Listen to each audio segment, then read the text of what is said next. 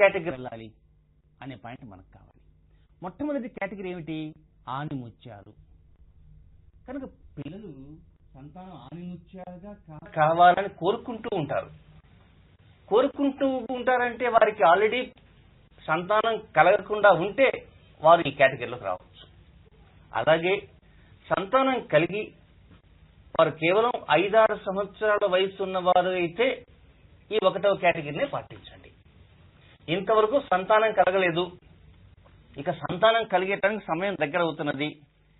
అలాగే సంతానం కలిగి వారి వయస్సు 5-6 సంవత్సరాలు బాల్యంలోనే ఉన్నారనుకోండి, అలాంటి వారంతా కూడా 1వ కేటగిరీలోనే రావాలి. కనుక వారు ఏంటి, ఇక మాకు చిన్న సంతానం ఇక కలగబోతున్నారు, కలిగేటువంటి బిడ్డలు చక్కటి ఆనిముత్యాలుగా కావాలి అని కోరుకోవటం తప్పులేదు. అలాంటి వారంతా కూడా కేటగిరీ నెంబర్ 1 పరిహారం పాటించాలి. కానీ ఆ పరిహారం ఇప్పుడు మాత్రం చెప్పాం, it take some more time. మరి కాలర్ సిద్ధంగా ఉన్నారు. మరి 2వ కేటగిరీ 3వ కేటగిరీ ఎవరెవరు పాటించాలన్నది ఆ వివరాలు కూడా తెలుసుకుందాం. మొదటి కాలర్ సిద్ధంగా ఉన్నారండి. నమస్తే అండి, గ్రహబలం కార్యక్రమానికి స్వాగతం. మీ పేరు? నా పేరు జగన్మోహన్ అండి. ఎక్కడి నుంచి కాల్ చేస్తున్నారు? సికింద్రాబాద్ నుంచి అండి. డేట్ ఆఫ్ బర్త్ చెప్పండి. 31/12/1975 అండి. ఓకే, సమయం 2:25 అండి మధ్యాహ్నం. ఓకే, సమస్య ఏంటండి? ఉద్యోగం అండి, అది 6 నెలల నుంచి ఇంట్లోనే ఉన్నాను, ఉద్యోగం రావట్లేదు. ఎంత ట్రై చేసినా దగ్గర వరకు వస్తుంది కానీ వెళ్ళిపోతుంది. ఓకే అండి, సిద్ధాంతి గారు చెప్తారు, శ్రద్ధగా వినండి. 6 నెలల నుంచి ఇంట్లోనే ఉన్నారు. 6 నెలల నుంచి ఇంట్లో ఉన్నా కూడా 60 సంవత్సరాలకి నాలెడ్జ్ ఎంతైతే ఉంటుందో అంత నాలెడ్జ్ సంపాదించేటువంటి అవకాశాలు వచ్చాయి అని కూడా సరిపెట్టుకోవచ్చు. అఫ్కోర్స్ 6 నెలల పాటు డబ్బు లేకుండా ఉండాలంటే అది కష్టం. అది నాణ్యతకి ఒక వైపునే, రెండో వైపున మనసు పరిగెడుతూ ఉంటుంది, సంపాదించాలి, మంచి స్థితిలోకి రావాలి, కానీ అవకాశాలు లేవు. కానీ అవకాశాలు లేకపోయినా కూడా ఒక్కొక్కసారి ఆ సమయాన్ని మరొక రకంగా సద్వినియోగపరచుకోవచ్చు. దిగులు చెందకండి, మంచి అనుకూల పరిస్థితులు నవంబర్ 9వ తేదీ నుంచి ప్రారంభం కాబోతున్నాయి ఈ సంవత్సరమే. కనుక అతి స్వల్పకాలమే ఇంకా. కనుక నవంబర్, ఇది కేవలం జూలై నెల, ఆగస్ట్, సెప్టెంబర్, అక్టోబర్ దాటితే నవంబర్ వచ్చేస్తుంది. నవంబర్ 9వ తేదీ నుంచి అనుకూలమైన పరిస్థితులు వస్తాయి. డబ్బు ఎంత వచ్చినా కూడా దాచుకోవటానికి ప్రయత్నించేటువంటి మార్గాల కోసం కూడా మీరు కొంత ఆలోచించడానికి ప్రయత్నం చేయండి ఈ నవంబర్ లోపల. సిద్ధాంతి గారు, మరి 2వ కేటగిరీ 3వ కేటగిరీ ఎవరెవరు పాటించాలో చెప్తానన్నారు కదా, చెప్తారా? ఇక 2వ కేటగిరీ అనేది మనం చెప్పుకుంటున్నాం కదా. ఈ 2వ కేటగిరీ అంటే పుట్టినటువంటి వారు అప్రయోజకులు. కనుక చెట్టుకొకరు పుట్టుకొకరు, ఎవరు ఎక్కడ ఉంటారో కూడా చెప్పలేరు. ఈ రోజు ఈ ఊర్లో ఉంటారు, రేపు పెట్టేవాడు సర్దుకొని ఇంకో చోటుకు వెళ్తారు, ఫోన్ నెంబరే మార్చేస్తారు. అలాంటి సంతానం ఉన్నటువంటి వారు 2వ కేటగిరీకి సంబంధించినటువంటి పరిహారం మాత్రమే పాటించండి. కనుక ఆ తల్లిదండ్రులు ఆలోచించాలి, మా సంతానం 2వ కేటగిరీలో ఉందేమో, వీరు అప్రయోజకులుగా ఉన్నారు, ఎందుకు పనికి రాకుండా కొరగాకుండా ఉండిపోయారు. కనుక పెద్దవాడు ఎక్కడున్నాడో చిన్నవాడికి తెలియదు, చిన్నవాడు ఎక్కడున్నాడో నాకు తెలియదు, మేము ఇలా ఒకరికొకరు ఎక్కడెక్కడ ఉన్నారో కూడా తెలియనటువంటి స్థాయిలో ఉన్నాం. కనుక మా అందరినీ ఏడ్చి కూర్చి ఒకే చోట ఉంచాలంటే అలాంటి వారు 2వ కేటగిరీని కంపల్సరిగా పాటించాల్సిన అవసరం ఉంది. కనుక వారి తల్లిదండ్రులు గమనించాలి, చెట్టుకొకరున్నారా పుట్టుకొకరున్నారా. ఇక నెక్స్ట్ కేటగిరీ 3వ కేటగిరీ. పుట్టినవారు ఒక్కొక్కసారి చిన్న వయసులోనే ప్రేమాభిమానం చూపిస్తుంటారు. పెద్దవాడికి కొద్దిగా జ్వరం తగిలితే చిన్నవాడు ఓర్చుకోలేడు, చిన్నవాడికి ఏదన్నా జరిగితే పెద్దవాడు ఓర్చుకోలేడు. ఇలాగా ఉన్నటువంటి మనస్తత్వాలతో ఉన్నటువంటి వారు అదే విధంగా వారి ప్రేమాభిమానాలు అలాగే కొనసాగాలని కోరుకునేటువంటి దంపతులు 3వ కేటగిరీని వెళ్ళండి. మరి కాలర్ సిద్ధంగా ఉన్నారు, వారితో మాట్లాడి నెక్స్ట్ కేటగిరీ ఏమిటో చూద్దాం. కాలర్ సిద్ధంగా ఉన్నారండి. నమస్తే అండి, మీ పేరు చెప్పండి. నమస్తే అండి, నా పేరు పావని అండి. ఎక్కడి నుంచి కాల్ చేస్తారు? గురువు గారు నమస్తే అండి. నమస్తే. చాలా మీ ప్రోగ్రామ్స్ అన్ని చాలా బాగుంటున్నాయి గురుగారు, మీరు చెప్పే చిట్కాలు కూడా చాలా చాలా బాగుంటున్నాయండి. చాలా సంతోషం గారు కలిసినందుకు. జయ గారు యాంకరింగ్ కూడా చాలా బాగుంటుందండి. Thank you so much. Date of birth చెప్పండి. మా అబ్బాయిదండి 1996. ఓకే. డిసెంబర్ 5వ తారీఖు. ఓకే, సమయం సమయం రాత్రి 11:10 ఓకే అండి, సమస్య ఏంటో చెప్పండి. సమస్య ఏం లేదండి. అబ్బాయి ఇప్పుడు ఇంటర్ ఫస్ట్ ఇయర్. అయితే వాడి చదువు అది ఎలా ఉంటుంది, అదేమంటే వాడు ఖగోళ శాస్త్రం గురించి తీసుకోవాలనుకుంటున్నాడు సబ్జెక్ట్. దాంట్లో బాగుంటుందా, ఏ దాంట్లో బాగుంటుందని, అంటే స్టడీ వాడి లైఫ్ ఎలా ఉంటుంది. శ్రద్ధగా వినండి. ఓకే, మనకు కారకునేటువంటి చంద్రుడు మనసు ఏమని తలుస్తుంటుందో ఒక్కోసారి మనసు తలిచిన విధంగా పోవటమే మన కర్తవ్యం. మన కారకుడు చంద్రుడి యొక్క నక్షత్రం హస్త నక్షత్రం కన్యా రాశిలో భాద్రనామ సంవత్సర కార్తీక మాసంలో జన్మించినటువంటి బాబు తన ఇష్టాలకి ఎక్కువ ప్రాధాన్యత ఇవ్వండి. తన ప్రాధాన్యత ప్రకారమే ముందుకు వెళ్లే అవకాశాలన్నీ కూడా అంది వచ్చేటానికి స్థితిగతులు ఏలినాటి శని 3వ భాగం అందించబోతుంది. ఇక అన్నిటికంటే ముఖ్యంగా ఏలినాటి శని వెళ్లిపోయిన తర్వాత అర్ధాష్టమ శని అని వస్తుంది. 2016వ సంవత్సరం జనవరి నెల 19వ తేదీ మధ్యాహ్నించి అనుకూలమైన పరిస్థితులు ఇప్పటి నుంచి ప్రారంభమై ఇప్పుడు తాను ఏ సబ్జెక్టు మీద వెళ్లాలనుకుంటాడో, తన యొక్క అభిరుచి ఏమిటో అభిరుచి ప్రకారం మీరు ముందుకు వెళ్ళటానికి, ప్రోత్సహించడానికి, వెన్ను తట్టి ముందుకు నడిపించడానికి మీరు కృషి చేయండి మీ వంతు కృషిగా. దాని యొక్క ఫలితం అంతా 2016 జనవరి 19 నుంచి వస్తుంది. అంటే అర్ధాష్టమ శని వచ్చిన సమయానికి భయపడుతూ ఉంటారు. భయపడాల్సిన అవసరం లే. ఒక సరైనటువంటి గమ్యం చేరటానికి, ఒక మార్గాన్ని నిర్దేశించడానికి ఉపయోగపడేటువంటిదే అర్ధాష్టమ శని. దాని సరైనటువంటి బాటలో ఉపయోగించుకున్న వారు ప్రయోజకులు అవుతారు. అర్ధాష్టమ శని భయపడుతూ ఏ పని చేయకుండా కామ్గా మూలన కూర్చునేవారు అలాగే ఉండిపోతారు.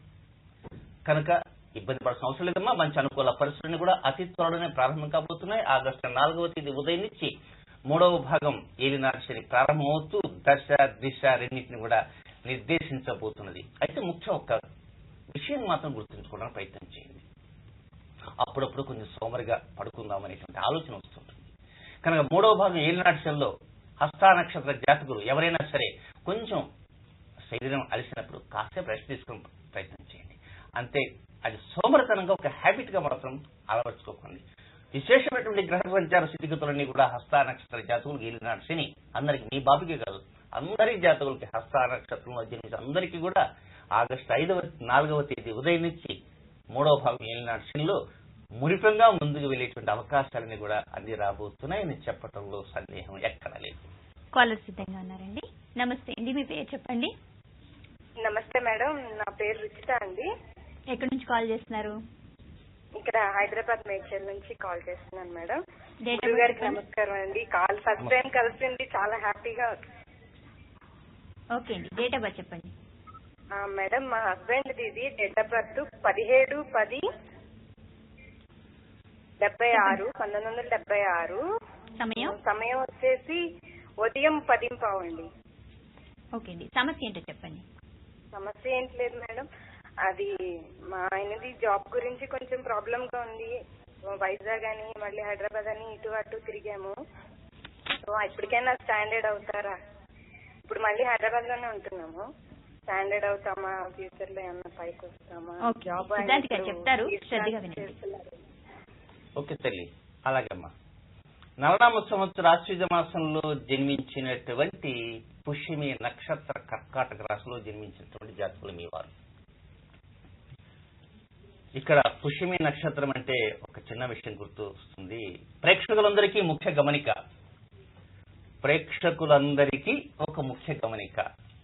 సరైన సమయానికి గుర్తు చేశారమ్మా. నేను 2-3 రోజులు చెప్పాలనుకున్నాను. రేపు ఉదయం గ్రహబలం కార్యక్రమం చూస్తుంటారు కదా, సహజంగా గ్రహబలం కార్యక్రమం చూడాలనే ఉద్దేశంతో 5 గంటల నుంచి కొంతమంది రెడీ అవుతుంటారు ఫోన్స్ పట్టుకొని. కానీ ఆ రెడీ కాబోయే ముందు ఒక చిన్న విషయం, రేపటి నుంచి వరుసగా ఒక 5-6 రోజుల పాటు నిద్ర లేవగానే 5 గంటలకల్లా ఒక్కసారి ఇంటి బయటకు వచ్చి తూర్పు దిశలో పైభాగం చూడండి. తూర్పు దిశ కొంచెం ఈశాన్య దిశగా, తూర్పు సెంటర్ కి ఈశాన్యకి మధ్య భాగంలో దగర్ధాయమైనటువంటి వెలుగుతోటి ఒక నక్షత్రం కనపడుతుంది. ఆ నక్షత్రాన్ని దర్శించుకోండి. రేపటి నుంచి ఒక 5 రోజుల పాటు. ఇక అసలు విషయానికి వెళ్దామా. మీరు ఇచ్చిన డేట్ ఆఫ్ బర్త్ ప్రకారంగా నవనామ సంవత్సర ఆశ్వీజ మాసంలో జన్మించిన పుష్యమి నక్షత్ర కర్కాటక రాశిలో జన్మించినటువంటి జాతకులు వారు విశేషమైనటువంటి గ్రహ సంచార స్థితిగతులతో ఆశించిన విధంగా, కోరిన విధంగా, ఆశాజనకంగా అంది వచ్చే విధంగా, ముందుకు వెళ్లే విధంగా, వెన్ను తట్టి ప్రోత్సహించి నడిపించే విధంగా అవకాశాన్ని రాబోతున్నాయి. అక్టోబర్ నెల 4వ తేదీ మధ్యాహ్నం తల్లి. దిగులు చెందకండి, ధైర్యంగా ఉండండి. అర్ధాష్టం శని వచ్చిందని బాధపడకండి. అర్ధాష్టం రాబోతుంది. ధైర్యంగా ఉండటానికి ప్రయత్నం చేయండి. ఎరుపు రంగు బట్టని విడనాడటానికి ప్రయత్నం చేయండి. కాలర్ సిద్ధంగా ఉన్నారండి. నమస్తే అండి, మీ పేరు చెప్పండి. హలో నమస్తే, మీ పేరు? హలో హలో వినిపిస్తుందండి, మీ పేరు చెప్పండి. ప్రమీల అండి. ఎక్కడి నుంచి కాల్ చేస్తున్నారు? Hyderabad Chandanagar. Date of birth చెప్పండి. 28 జూలై 1988. సమయం? మా బాబుదండి. సమయం చెప్పండి. 4:40 అండి, పొద్దున్నే 4:40. ఓకే అండి, సమస్య ఏంటో చెప్పండి. బాబు చదువుకోలేదు, ఎలా ఉందా ఆయన లైఫ్ అని. ఓకే అండి, సిద్ధాంత్ గారు చెప్తారు, శ్రద్ధగా వినండి. సరే. మీ బాబుని గురించి మీరు బాధపడకండి. మీరు బాధపడుతూ నిదానంగా చెబుతూ ఉన్నారు. ఎట్లా అవుతాడో అబ్బాయి, చదువుకుంటాడో చదువుకోడు, ఉద్యోగం వస్తుందో రాదో, సంపాదించుకుంటాడో సంపాదించుకోడు అనేటువంటి బాధ ఉండొచ్చు. మీరేం దిగులు చెందకండి. మంచి అనుకూల పరిస్థితులు వస్తున్నాయి. విభవనామ సంవత్సర ఆషాఢ మాసంలో జన్మించినటువంటి పూర్వాషాఢ నక్షత్ర ధనురాశిలో జన్మించినటువంటి జాతకం. ఒక్కొక్కసారి తీపి తిందామనేటువంటి ఆలోచన ఎక్కువగా వస్తున్నప్పుడు ఆ పదార్థాన్ని తగ్గించడానికి మాత్రం ప్రయత్నం చేయండి. ఆ చిన్నపాటి రెమెడీని పాటించడానికి ప్రయత్నం చేయండి. ముందు ఒక లడ్డు పెడతారు. అమ్మా బాగుంది లడ్డు, ఇంకో లడ్డు అంటాడు. అయ్యో అబ్బాయి అడిగాడే అని 2వ లడ్డు ఇచ్చాడంటే కొంచెం మందగిస్తుంది. కనుక నాయన ఒక లడ్డు మాత్రమే పరిమితము, గ్రహబలం కార్యక్రమం సిద్ధాంతి గారు చెప్పారు. ఈ లడ్డుకే అంతే, 2వ లడ్డు జాంత నై అని చెప్పేసేయండి. ఆ తర్వాత తద్వారా మీరు కూడా చెక్క మాట్లాడేటువంటి శక్తి కూడా పుంజుకుంటారు. ఎందువల్లంటే అబ్బాయికి చతుర్థ స్థానమే జాతకరీత్యా తల్లి స్థానం. అబ్బాయికి చక్కగా బాగా ఆరోగ్యం, ఉద్యోగం, వాహనం, గృహం, దాంతో పాటు తల్లి యొక్క స్థితిగతులు కూడా రావాలంటే మీరు కూడా అబ్బాయికి లిమిటెడ్ గా స్వీట్స్ ని ఇవ్వడానికే ప్రయత్నం చేయండి. అదే చక్కటి పరిహారం. కాలర్ సిద్ధంగా ఉన్నారండి. నమస్తే అండి, మీ పేరు చెప్పండి. నా పేరు రమేష్ బాబు అండి. ఎక్కడి నుంచి కాల్ చేస్తున్నారు? మేము పాలకొల్లు నుంచి మాట్లాడుతున్నాం అండి. డేట్ ఆఫ్ బర్త్ చెప్పండి. నాది 17/6/1975 అండి. సమయం? సమయం 3:27 అండి. తెల్లవారుతుంటే 18 అండి. తెల్లవారితే 18 అంటే 18 తెల్లవారుజామున. ఓకే అండి, సమస్య ఏంటో చెప్పండి. సమస్య మేము విదేశీయానం అనుకుంటున్నామండి. తర్వాత నా పరిస్థితి ఏం పెద్దగా బాగలేదు. ఏదైనా మంచి పరిహారం ఏదైనా ఉంటే చెప్తారని చెప్పి గురువు గారికి, మీకు అందరికి, భక్తి వారికి నమస్కారం. ఓకే అండి, మీకు కూడా కృతజ్ఞతలండి. సిద్ధాంతి గారితో మాట్లాడడం వివరంగా చెప్తారు. ధన్యవాదాలు రమేష్ బాబు గారు, చాలా సంతోషం. భక్తి టీవీ యాజమాన్యం దగ్గర నుంచి, భక్తి టీవీ ప్రేక్షకుల దగ్గర నుంచి, భక్తి టీవీలో ఈ ప్రోగ్రాం చూపించేటువంటి వెనక ఉన్నటువంటి సాంకేతిక నిపుణులందరికీ కూడా తెలియజేస్తారు. చాలా సంతోషం. ఇక అమెరికా పోవాలనే కోరిక మాత్రం తహత నాకు ఉంది. ఆ కోరిక వెళ్ళాలంటే గ్రహబలం కార్యక్రమం ఎట్లా చేయాలా, ఇదొక పెద్ద నిద్ర లేవగానే మనకు స్టార్టింగ్ కదా, ఎక్కడ 2 రోజులు హాలిడే తీసుకున్నట్టు కుదరటలే. రాక్షసనామ సంవత్సరంలో జ్యేష్ఠ మాసంలో జన్మించినటువంటి హస్త నక్షత్ర కన్యారాశిలో జన్మించిన జాతకం. ఇదే కోరిక మీద ఉండు, దిగులు చెందకు, ధైర్యంగా ఉండు. ధైర్యం దేనికండి అని వాస్తవం ఒక్కోసారి నేను అనుకుంటా, ఇక్కడి నుంచి ఏదైనా ఢిల్లీకి అర్జెంట్ వెళ్ళి రావాలంటే భయం నాకు. దేనికంటే ఇక్కడ విమానం ఎక్కితే అక్కడ విమానం దిగుతారు, మధ్యలో అది ఏదన్నా అయితే అటు ఇటు తిరుగుతూ ఎంబడి స్కోలింగ్ వేస్తారు. విమానంలో ఉన్నటువంటి వారు గార్గే సిద్ధాంతాన్ని కింద స్కోలింగ్ పడుతుంది. అలాంటి భయాలన్నీ చాలా ఉన్నాయి. ఏమండి ఇన్ని పరిహారాలు చెబుతున్నాను, మీరేం పరిహారం చేసుకోలేరని మీరు అనొచ్చు. వాస్తవమే, అక్కడ రాసి ఉంటుంది, దానికి పరిహారం అంటూ ఉండదు. అదొకటి. మనం అనుకుంటాను కూడా తిరుపతి పోదాం అనుకున్నాను, పోయే ముందు చెప్పుకుంటూ వచ్చి ఇంట్లో చాలా జాగ్రత్తగా వెళ్ళాలి రావని. ఆ పరమేశ్వరుడు కృపా కటాక్షల వల్ల తిరిగి గ్రహబలం కార్యక్రమం చేయగలుగుతున్నాం.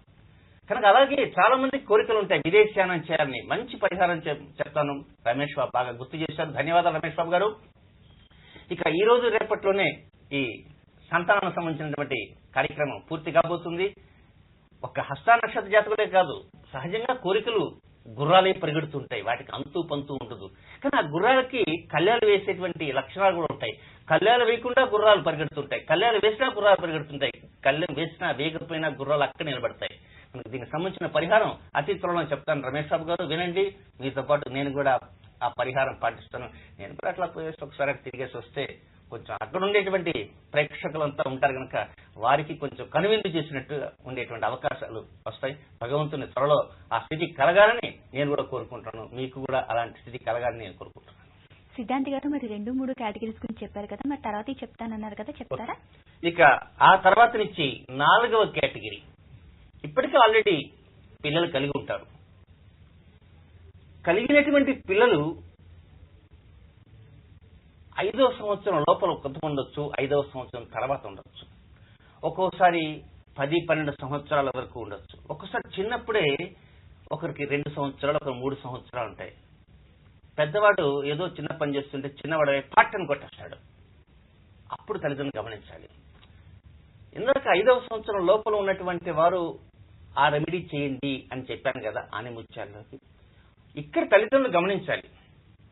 చాలా మంది అంటుంటారు నాతో, మా పెద్దోడికి చిన్నోడికి అసలు పడదండి, వీడి వయసు 3 ఉంటుంది, వాడి వయసు 2 ఉంటుంది. తల్లి చెబుతుంది, నాయన చిన్నవాడు అక్కడ ఉన్నాడు, అటు పోకుండా చూడు అని. వాడు ఏం చేస్తాడంటే లోపల పోయి చీపురు కట్ట తీసుకొచ్చి వాడు మెడ మీద కుడుతూ ఉంటాడు పెద్దవాడు. అది సహజంగా సరదాగా ఆడుకుండే ఆటని కొంతమంది అనుకుని మురిసిపోతుంటారు, మా అబ్బాయి చీపురుతో కొడతాడని. కాదు, ఈ కేటగిరీలోకి వస్తారు. కనుక అలాంటి స్థితిగతులు చిన్నప్పటి నుంచి మీకు కనపడుతూ ఉన్నాయి అనేటువంటి అనుమానం ఉన్నప్పుడు వెంటనే 4వ కేటగిరీలోకి వెళ్ళడానికి ప్రయత్నం చేయండి. తర్వాత వయసు వచ్చిన తర్వాత ఒక్కొక్కసారి పెద్ద చిన్న కూడా ఇలా చేస్తుంటారు. కనుక కొంచెం జాగ్రత్తగా ఈ 4వ కేటగిరీ ఏదైతే ఉందో ఒకరినొకరు ద్వేషించుకుంటూ కత్తులు దూసుకుంటూ ఉంటారు. కనుక అలాంటి కేటగిరీలోకి మనం వెళ్ళాలి.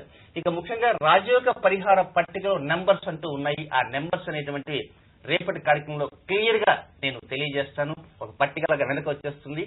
అంటే ఈ సంతానానికి సంబంధించి మొత్తం 8 గడులు ఉన్నాయి. చుట్టూరు 8 గడులు, మధ్యలో గడి ఉంటుంది. అంటే రాజయోగ పరిహార పట్టికలో ఉంటుంది, ఇన్సర్ట్ అయి ఉంటుంది.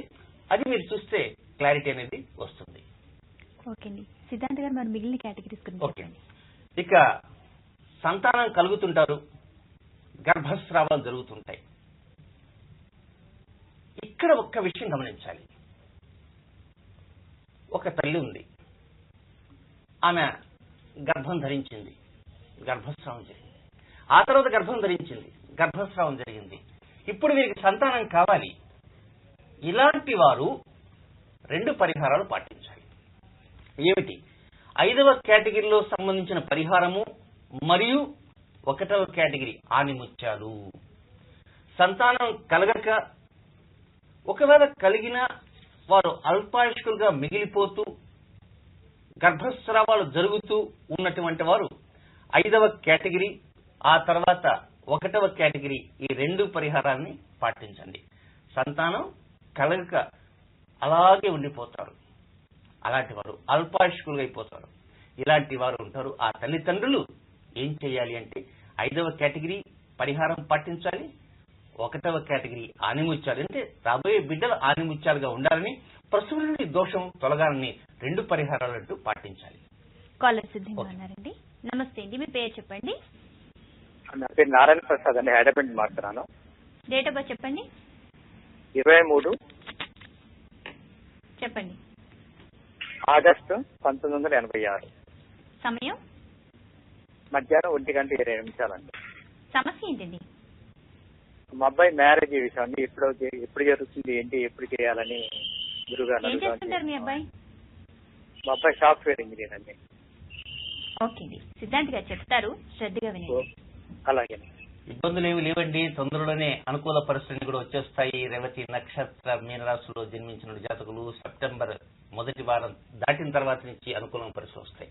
మనం ఇప్పుడే ఆ చుట్టూరు 8 గంటల మధ్య ఒక గడి మా టెక్నికల్ స్టాఫ్ రేపటిదాకా ఎందుకు అనుకున్నారేమో, ప్రేక్షకులు ఉర్రూతలు ఊగుతూ ఉంటారనమాట. వెంటనే స్క్రీన్ మీద చూపించేస్తున్నారు. కనుక అక్కడ మీరు గమనించండి, ఆ మానిటర్ మీద ఉండేటువంటిది.